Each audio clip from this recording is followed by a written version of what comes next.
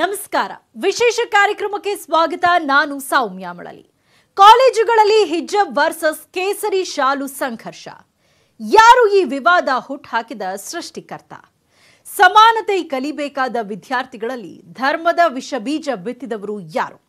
6 ವಿದ್ಯಾರ್ಥಿಗಳ ಪ್ರತಿಭಟನೆ ದಿಢೀರಾಗಿ ಎಲ್ಲೆಡೆ ವ್ಯಾಪಿಸಿರೋದ್ಯಾಕೆ? ಹಿಜಾಬ್ ಹಿಡನ್ ಸ್ಟೋರಿ ನಿಮ್ಮ ಮುಂದೆ. ಹಿಜಾಬ್ ವರ್ಸಸ್ ಕೇಸರಿ ಶಾಲು, ಯಾರು ಇದರ ಸೃಷ್ಟಿಕರ್ತ? ಬಹಿರಂಗ ಚರ್ಚೆಯ ವಿಚಾರ ಅಲ್ಲ. ನಾವು ಒಂದು ಚೌಕಟ್ಟಿನಲ್ಲೇ ನಾವು ಇದನ್ನ ಕೆಲಸ ಮಾಡಬೇಕಾಗುತ್ತೆ. ಆ ವಿದ್ಯಾರ್ಥಿ ಏನಾದ್ರು 1.5 ವರ್ಷದಿಂದ ಬರ್ತಾ ಇದ್ರು, ಅವರು ಹಿಜಾಬಿನ ಯಾವುದೇ ಸಮಸ್ಯೆ ಇರಲಿಲ್ಲ. ಇಂಪ್ರೆಷನಬಲ್ ಮೈಂಡ್ಸ್ ಅನ್ನು ಏನಂತ ಹೇಳ್ತೇವೆ, ಸಣ್ಣ ಮಕ್ಕಳು ಯಾರಿದ್ದಾರೆ ಸ್ಟೂಡೆಂಟ್ಸ್, ಅವರ ಮೈಂಡಲ್ಲಿ ವಿಷ ಬೀಜ ಬಿತ್ತುವ ಕಾರ್ಯಕ್ರಮವನ್ನು ಮಾಡ್ತಾ ಇದ್ದಾರೆ. ಇಲ್ಲಿ ಆ ಶಾಲೆಯ ನಿಯಮ ಮತ್ತು ಅನುಶಾಸನದೊಟ್ಟಿಗೆ ಕಲಿಬೇಕಾಗಿರ್ತಕ್ಕಂಥ ಧರ್ಮ. ವಿದ್ಯಾರ್ಥಿಗಳಲ್ಲಿ ವಿಷಬೀಜ ಬಿತ್ತಿದವರು ಯಾರು ಗೊತ್ತಾ?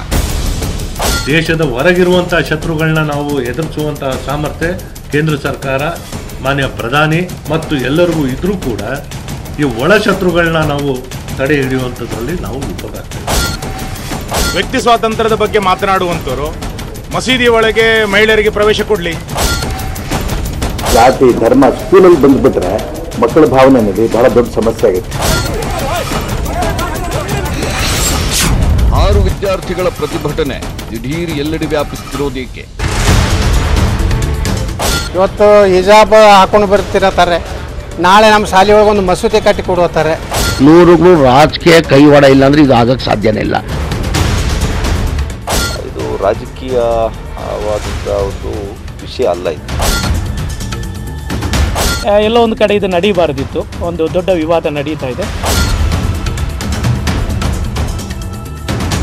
ಕರಾವಳಿ ಜಿಲ್ಲೆಗಳಾಯಿತು, ಈಗ ಮೈಸೂರು, ಬೆಳಗಾವಿ, ಕಲಬುರಗಿ ಸೇರಿ ರಾಜ್ಯದ ಹಲವು ಜಿಲ್ಲಾ ಕಾಲೇಜುಗಳಿಗೆ ಹಿಜಾಬ್ ವಿವಾದ ಕಾಡ್ಗಿಚ್ಚಿನಂತೆ ಹಬ್ಬಿದೆ. ಕಾಲೇಜುಗಳಲ್ಲಿ ಪಾಠದ ಬದಲು ವಿದ್ಯಾರ್ಥಿಗಳು ಈಗ ಕೇಸರಿ ವರ್ಸಸ್ ಹಿಜಾಬ್ ಜಟಾಪಟಿಗೆ ಇಳಿದಿದ್ದಾರೆ. ಅದರಲ್ಲೂ ಉಡುಪಿ ಜಿಲ್ಲೆಯ ಹಲವೆಡೆ ತಿಕ್ಕಾಟ ದಿನದಿಂದ ದಿನಕ್ಕೆ ಹೆಚ್ಚಾಗ್ತಿದೆ. ಸ್ವತಃ ಸರ್ಕಾರವೇ ಯಥಾಸ್ಥಿತಿ ಕಾಯ್ದುಕೊಳ್ಳುವಂತೆ ಆದೇಶ ನೀಡಿದ್ರು ಸರ್ಕಾರದ ಆದೇಶಕ್ಕೆ ಕವಡೆ ಕಾಸಿನ ಕಿಮ್ಮತ್ತು ಕೊಡ್ತಿಲ್ಲ ಈ ವಿದ್ಯಾರ್ಥಿಗಳು. ಹೀಗಾಗಿ ದಿನದಿಂದ ದಿನಕ್ಕೆ ಹಿಜಾಬ್ ವಿವಾದ ಜೋರಾಗ್ತಿದೆಯೇ ವಿನಃ ಕಡಿಮೆ ಆಗ್ತಿಲ್ಲ. ಉಡುಪಿಯಲ್ಲಿ ಶುರುವಾದ ಹಿಜಾಬ್ ವಿವಾದ ಈಗ ಕರ್ನಾಟಕಕ್ಕೆ ಅಷ್ಟೇ ಸೀಮಿತಾನೂ ಅಲ್ಲ, ರಾಷ್ಟ್ರವ್ಯಾಪಿ ಚರ್ಚೆಯ ವಸ್ತುವಾಗಿದೆ. ಹಿಜಾಬ್ ವಿವಾದಕ್ಕೆ ರಾಜಕೀಯ ಬಣ್ಣವೂ ಮೆತ್ಕೊಂಡಿದ್ದು ಧರ್ಮಗಳ ನಡುವೆ ಸಂಘರ್ಷಕ್ಕೆ ಹಾದಿಯಾಗ್ತಿದೆ. ಕೆಲವು ವಿದ್ಯಾರ್ಥಿಗಳ ಹಠದಿಂದ ಶುರುವಾದ ಸಂಘರ್ಷ ಈಗ ಹಲವು ಕಾಲೇಜುಗಳಿಗೆ ವ್ಯಾಪಿಸಿ ಸಾವಿರಾರು ವಿದ್ಯಾರ್ಥಿಗಳ ಕಲಿಕೆಗೂ ತೊಡಕಾಗ್ತಿದೆ.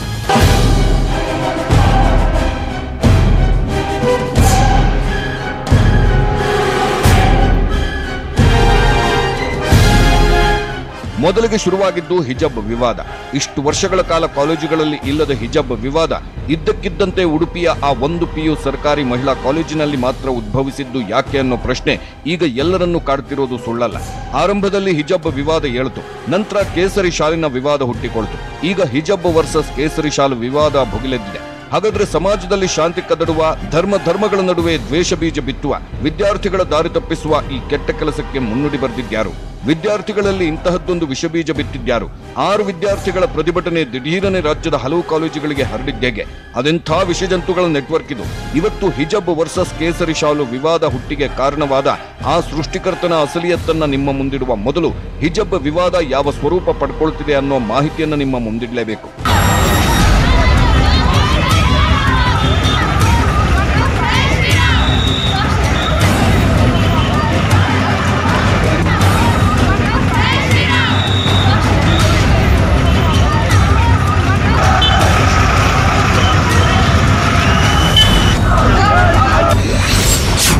ಉಡುಪಿ ಜಿಲ್ಲೆಯಲ್ಲಿ ನಿಲ್ಲದ ಹಿಜಾಬ್ ಕೇಸರಿ ಫೈಟ್. ಉಡುಪಿ ಜಿಲ್ಲೆಯಲ್ಲಿ ಹಿಜಾಬ್ ಮತ್ತು ಕೇಸರಿ ನಡುವಣ ಫೈಟ್ ಅಂತ್ಯ ಕಾಣುವ ಲಕ್ಷಣವಿಲ್ಲ. ಉಡುಪಿ, ಕುಂದಾಪುರ, ಕಾರ್ಕಳ ಭಾಗಗಳಲ್ಲಿ ವಿವಾದ ತಾರಕಕ್ಕೇರಿದ್ದು ಹಲವು ಕಾಲೇಜುಗಳಿಗೆ ಮುಂಜಾಗ್ರತಾ ಕ್ರಮವಾಗಿ ರಜೆಯನ್ನು ಘೋಷಿಸಲಾಗಿದೆ. ಇನ್ನು ಉಡುಪಿ, ಕುಂದಾಪುರಗಳಲ್ಲಿ ಗೃಹ ಸಚಿವರ ಸೂಚನೆ ಮೇರೆಗೆ ಹೆಚ್ಚಿನ ಭದ್ರತೆಯನ್ನು ಕೈಗೊಳ್ಳಲಾಗಿದೆ. ಕುಂದಾಪುರದ PU ಕಾಲೇಜಿನಲ್ಲಿ ಕಳೆದ 3 ದಿನಗಳಿಂದ ವಿದ್ಯಾರ್ಥಿಗಳು ಕಾಲೇಜಿನಿಂದ ಹೊರಗಿದ್ದಾರೆ. ಹಿಜಾಬ್ಗೆ ಅವಕಾಶ ನೀಡಬೇಕು ಅನ್ನೋ ಒತ್ತಾಯ ಇನ್ನೂ ನಿಂತಿಲ್ಲ. ಹೀಗಾಗಿ ಕುಂದಾಪುರದ ಕಾಲೇಜು ಆಡಳಿತ ಮಂಡಳಿ ಪೋಷಕರ ಸಭೆಯನ್ನು ಕರೆದಿತ್ತು. ಆದರೆ ಪೋಷಕರು ಮಾತ್ರ ಹಿಜಾಬ್ ತೆಗೆಸಲು ಒಪ್ಪಿಲ್ಲ. ಹೀಗಾಗಿ ಹಿಜಾಬ್ಗೆ ಅವಕಾಶ ಕೊಟ್ಟರೆ ಕೇಸರಿ ಶಾಲೆಗೂ ಅವಕಾಶ ಕೊಡಿ ಅಂತ ಪ್ರತಿಭಟನೆಯೂ ನಡೆಯುತ್ತಿದೆ. So principal, today when we came with the hijab, so we just wrote a letter and we were asking him to permit us to class, but and he said that he have full support on us. So 50% is getting support and remaining is on 8th Feb. So whatever the High Court decides. So we just want to study with the dignity, with the education. Means everything is equal for everyone. So this a piece of land doesn't matter in the education. ಇದೊಂದೇ college ಅಲ್ಲ, ಕುಂದಾಪುರದ RN Shetty college ಮುಂದೆಯೂ ಕೇಸರಿ ಶಾಲು ಮತ್ತು ಬುರ್ಖಾ ಧರಿಸಿ ಬಂದ ವಿದ್ಯಾರ್ಥಿಗಳು ಜಮಾಯಿಸಿದ್ರು. ಹೀಗಾಗಿ ಯಾವುದೇ ಅಹಿತಕರ ಘಟನೆ ನಡೆಯೋದನ್ನು ತಡೆಯಲು ಹೈಕೋರ್ಟ್ ತೀರ್ಪು ಬರುವ ತನಕ ಈ ಕಾಲೇಜಿಗೂ ರಜೆ ಘೋಷಣೆ ಮಾಡಲಾಗಿದೆ. ಇನ್ನು ಕುಂದಾಪುರದ ಭಂಡಾರ್ಸ್ಕರ್ಸ್ ಕಾಲೇಜಿನ ವಿದ್ಯಾರ್ಥಿನಿಯರು ಕೂಡ ಕೇಸರಿ ಶಾಲು ಮತ್ತು ಹಿಜಬ್ ತೊಟ್ಟು ಬಂದಿದ್ದಾರೆ. ಹಿಜಬ್ ಕಳಚುವ ತನಕ ಕೇಸರಿ ತೊಡುತ್ತೇವೆ, ಅವರಿಗೊಂದು ನ್ಯಾಯ ನಮಗೊಂದು ನ್ಯಾಯ ಬೇಡ ಅಂತ ವಿದ್ಯಾರ್ಥಿನಿಯರು ಘೋಷಣೆ ಕೂಗಿದ ಘಟನೆಯೂ ನಡೆದಿದೆ.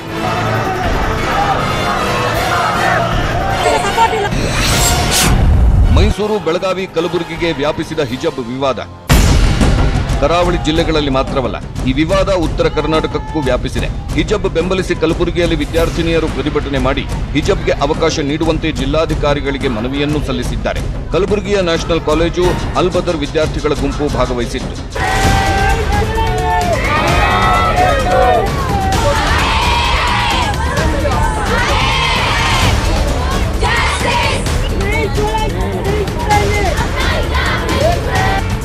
ಇನ್ನು ಬೆಳಗಾವಿಗೂ ಹಿಜಬ್ ವಿವಾದ ವ್ಯಾಪಿಸಿದೆ.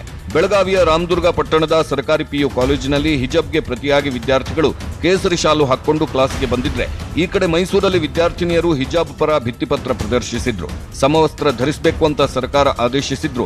ಆ ಆದೇಶಕ್ಕೆ ಸೆಡ್ಡು ಹೊಡೆದು ಹಿಜಬ್ ಧರಿಸಿ ಕಾಲೇಜಿಗೆ ಕಾಲಿಟ್ರು. ಹೀಗೆ ಹಿಜಬ್ ವಿವಾದ ದಿನದಿಂದ ದಿನಕ್ಕೆ ರಾಜ್ಯದ ಮೂಲೆ ಮೂಲೆಗೆ ವ್ಯಾಪಿಸ್ತಾ ಹೋಗ್ತಿದೆ. ಇಷ್ಟೆಲ್ಲ ರಾದ್ಧಾಂತ ಸಂಘರ್ಷ, ವಿದ್ಯಾರ್ಥಿಗಳ ಕಲಿಕೆಗೂ ಅಡಚಣೆ ಉಂಟು ಮಾಡುತ್ತಿರುವ ಈ ವಿವಾದ ಹುಟ್ಟುಕೊಂಡಿದ್ದು ಉಡುಪಿ ಸರ್ಕಾರಿ ಮಹಿಳಾ ಪಿಯು ಕಾಲೇಜಿನಲ್ಲಿ. ಈ ವಿವಾದ ಆರಂಭವಾಗಿದ್ದು ಕೇವಲ 6 ವಿದ್ಯಾರ್ಥಿನಿಯರ ಬೇಡಿಕೆಯಿಂದ.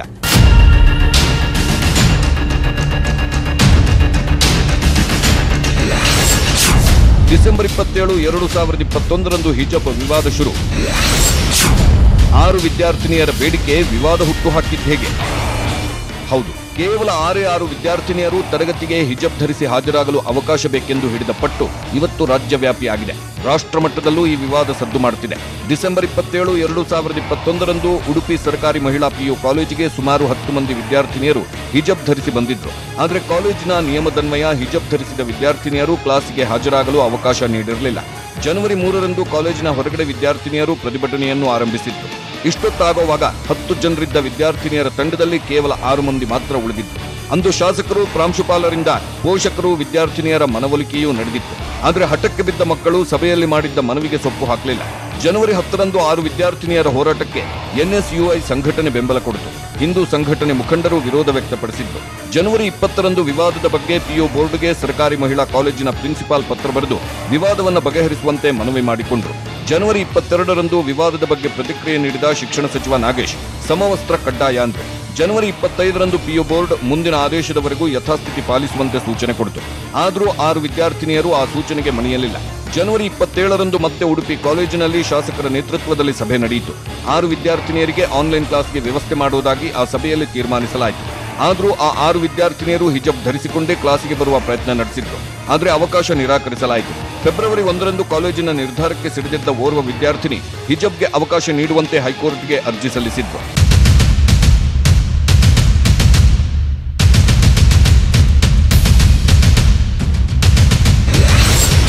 ಹಲವು ಜಿಲ್ಲೆಗಳಿಗೆ ವ್ಯಾಪಿಸಿದ್ದ ಹೇಗೆ ಉಡುಪಿಯ ಹಿಜಬ್ ವಿವಾದ?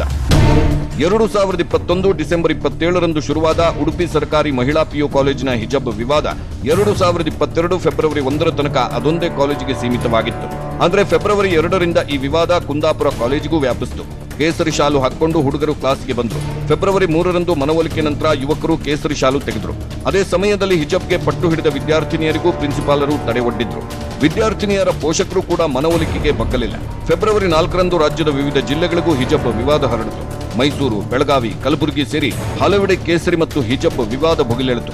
ಯಾವಾಗ ಹಿಜಬ್ ವಿವಾದ ರಾಜ್ಯದ ಇಡೀ ಕಾಲೇಜಿಗೆ ಸ್ಪ್ರೆಡ್ ಆಗುವ ಸೂಚನೆ ಸಿಕ್ತೋ ಆಗ ಅಂದ್ರೆ ಫೆಬ್ರವರಿ 4ರಂದು ಉಡುಪಿ ಸೇರಿ ಎಲ್ಲಾ ಪಿಯು ಕಾಲೇಜುಗಳಿಗೆ ಪಿಯು ಬೋರ್ಡ್ ಪತ್ರ ಬರೆಯಿತು. ಆಯಾ ಕಾಲೇಜುಗಳ ಎಸ್ಡಿಎಂಸಿ ನಿರ್ಧಾರದಂತೆ ವಸ್ತ್ರ ಸಂಹಿತೆ ಇರಬೇಕು.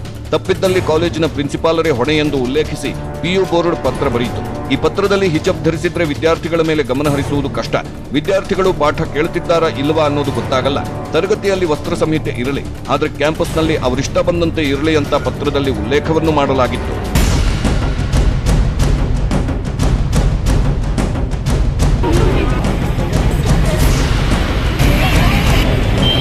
ಹೀಗೆ ಉಡುಪಿಯ ಸರ್ಕಾರಿ ಮಹಿಳಾ ಪಿಯು ಕಾಲೇಜಿನಲ್ಲಿ ಕೇವಲ 6 ವಿದ್ಯಾರ್ಥಿನಿಯರಿಂದ ಶುರುವಾದ ಹಿಜಾಬ್ ಹೋರಾಟದ ವಿವಾದ ಈಗ ಇಲ್ಲಿ ತನಕ ಬಂದು ಮುಟ್ಟಿದೆ. ಹಿಜಾಬ್ಗೆ ಅವಕಾಶ ಕೊಡಬೇಕಾ ಅಥವಾ ಯೂನಿಫಾರ್ಮ್ ಹಾಕಿಕೊಂಡು ಹೋಗಲಷ್ಟೇ ಅವಕಾಶ ಕೊಡಬೇಕಾ ಎಂಬುದರ ಕುರಿತು ಇದೇ 8ರಂದು ಅಂದ್ರೆ ಮಂಗಳವಾರ ಹೈಕೋರ್ಟ್ ತೀರ್ಪಿನ ನಂತರ ತೀರ್ಮಾನವಾಗುವ ಸಾಧ್ಯತೆ ಇದೆ.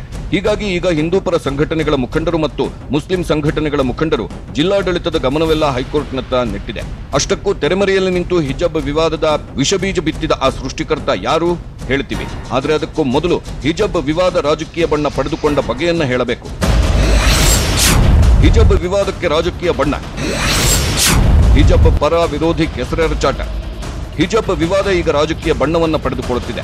ಅದರಲ್ಲೂ ಪ್ರತಿಪಕ್ಷ ನಾಯಕ ಸಿದ್ದರಾಮಯ್ಯ ಈ ವಿವಾದ ಬಿಜೆಪಿಯವರಿಂದ ದೊಡ್ಡದಾಗಿದೆ ಅಂತ ಹೇಳಿದ ಮೇಲೆ ಕೈ ವರ್ಸಸ್ ಕಮಲ ನಾಯಕರ ನಡುವೆ ಮಾತಿನ ಮಲ್ಲಯುದ್ಧ ಜೋರಾಗಿ ನಡೆಯುತ್ತಿದೆ. ಕಡ್ಡಾಯ ಮಾಡಿ ಯೂನಿಫಾರ್ಮ್ನ ಅಂತ ಅದಕ್ಕೋಸ್ಕರವಾಗಿ ನೀವೆಲ್ಲ ತೆಗೆದಾಕ್ಬಿಡಿ, ಸ್ಕ್ರಾಪ್ ಎಲ್ಲ ತೆಗೆದಾಕ್ಬಿಟ್ಟು ಬರ್ರಿ ಅಂತಂದ್ರೆ ನಾನು ಪುನಃ ಅದನ್ನೇ ಕೇಳಿದ್ರೆ ಏನೇ ಹೇಳೋದು, ಅದಾಕೋದು ಬೇಡ ಇದಾಕೋದು ಬೇಡ. ಏನೇ ಇವರು ಮೊದಲಿಂದ ಹಾಕ್ತಾರೆ, ಅವ್ರು ಹಾಕತ್ತಿದ್ರ, ಅವರು ರಾಜಕೀಯಕ್ಕೋಸ್ಕರ ಮಾಡಿದ್ದಾರೆ. RSS ಅವೆಲ್ಲ ರಾಜಕೀಯ ಮಾಡಬಾರ್ದು. ಈಗ ಹೇಳಿದ್ರಲ್ಲ ಸರ್ಕಾರ ವೈ ಇದು ಹಿಂದೆ 1 ತಿಂಗಳಾಯ್ತು ಶುರುವಾಗಿ, why government is keeping quiet. ಹೀಗೆ ಬಿಜೆಪಿಯವರ ಕುತಂತ್ರ ಅಂತ ಕಾಂಗ್ರೆಸ್ನವರು, ಕಾಂಗ್ರೆಸ್ ಬೆಂಬಲಿತ ಸಂಘಟನೆಗಳ ಕುತಂತ್ರ ಅಂತ ಬಿಜೆಪಿಯವರು ನೇರ ಆರೋಪ ಮಾಡುತ್ತಿದ್ದಾರೆ. 100% ಪೊಲಿಟಿಕಲ್ ಇದು, 100% ರಾಜಕೀಯ ಕೈವಾಡ ಇಲ್ಲ ಅಂದ್ರೆ ಇದು ಆಗಕ್ಕೆ ಸಾಧ್ಯನೇ ಇಲ್ಲ. ಮಕ್ಳಿಗೆ ಏನು ಗೊತ್ತಿರ್ತದೆ, ವಿದ್ಯಾರ್ಥಿ ಮಕ್ಳಿಗೆ ಏನು ಗೊತ್ತಿರ್ತದೆ? ಇದು ಬೇಕಂತಾನೆ ಪ್ರೀ ಪ್ಲ್ಯಾಂಡ್ ಆಗಿ ಅವ್ರು ಹೇಳೇನೆ ಇದು ಕೇಸಿಸ್ ಹಾಲ್ ಹಾಕಿ ಅಂತ ಪೊಲಿಟಿಕಲ್ ಇದ್ಮೇಲೆ ಅವ್ರು ಕೇಸಿಸ್ ಹಾಲ್ ಹಾಕೊಂಡು ಬಂದಿರೋದು. ಇಷ್ಟು ದಿನದಿಂದ ಏನು ಮಾಡ್ತಾ ಇತ್ತು ಸರ್ಕಾರ? ವಿದ್ಯಾರ್ಥಿ ಮಕ್ಕಳು ರೀ, ಬೇರೆದಲ್ಲಿ ರಾಜಕೀಯ ಮಾಡ್ಕೊಳ್ಳಿ ನೀವು. ಕೋರ್ಟ್ ತೀರ್ಮಾನ ಏನು ತೀರ್ಮಾನ ಬರ್ತದೆ ನೋಡು, ಅದಾದ್ಮೇಲೆ ಕೋರ್ಟ್ ತೀರ್ಮಾನ ತಾವು ಬದ್ರಿದ್ದೀರಾ? ಖಂಡಿತ.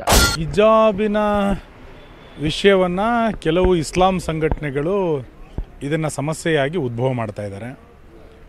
ಕಾಂಗ್ರೆಸ್ ಇದನ್ನು ಪರೋಕ್ಷವಾಗಿ ಪೋಷಿಸ್ತಾ ಇದೆ. ನಮ್ಮ ರಾಜ್ಯದಲ್ಲಿರುವಂಥ ಸಂಪ್ರದಾಯ ಇಲ್ಲಿಯ ತನಕ ಏನು ಅಂತಂದರೆ, ಶಿಕ್ಷಣ ಸಂಸ್ಥೆಗಳಲ್ಲಿ ಸಮವಸ್ತ್ರವನ್ನು ಇರಬೇಕು ಅನ್ನುವಂಥದ್ದು ಸಂಪ್ರದಾಯ. ಅದು ಕಾನೂನು ಚೌಕಟ್ಟಿಗೆ ತರಬೇಕೋ ಅದಕ್ಕೊಂದು ಸುತ್ತೋಲೆ ತರಬೇಕು ಅನ್ನುವಂಥದ್ದು ನಂತರ ಚರ್ಚೆ ವಿಷಯ. ಆದರೆ ಶಾಲೆಗಳಲ್ಲಿ ಒಂದು ಸಮವಸ್ತ್ರ ಬೇಕು ಅನ್ನೋದು ಇಷ್ಟು ವರ್ಷ ನಾವೆಲ್ಲ ಸಮವಸ್ತ್ರ ಹಾಕ್ಕೊಂಡೇ ಬಂದಂಥವ್ರು. ಅದನ್ನು ಬಿಟ್ಟು ನೀವು ಖುಷಿ ಬಂದಂಗೆ ಒಬ್ಬರೊಬ್ಬರು ಒಂದೊಂದು ವಿಷಯಗಳನ್ನು ತೊಗೊಂಡ್ಬರ್ತೀರಿ ಅಂತಾದರೆ ಅದನ್ನು ಯಾವುದೇ ಕಾರಣಕ್ಕೂ ಸಹಿಸಲಿಕ್ಕೆ ಸಾಧ್ಯ ಇಲ್ಲ. ಇನ್ನು ಮೈಸೂರು ಮತ್ತು ಕೊಡಗಿನಲ್ಲಿ ಹಿಜಾಬ್ ವಿವಾದದ ಬಗ್ಗೆ ಪ್ರತಿಕ್ರಿಯೆ ನೀಡಿರುವ ಸಂಸದ ಪ್ರತಾಪ್ ಸಿಂಹ ಸಿದ್ದರಾಮಯ್ಯ ವಿರುದ್ಧ ಕಿಡಿಕಾರಿತ್ತು. ಹಿಜಾಬ್ಗೆ ಇಷ್ಟು ಹಠ ಯಾಕೆ? ಸಮವಸ್ತ್ರ ಕಡ್ಡಾಯಕ್ಕೆ ಸರ್ಕಾರ ಬದ್ಧವಾಗಿದ್ರು ವಿವಾದ ಎದ್ದಿದ್ಯಾಕೆ ಅಂತ ಆಕ್ರೋಶ ವ್ಯಕ್ತಪಡಿಸಿದ್ರು.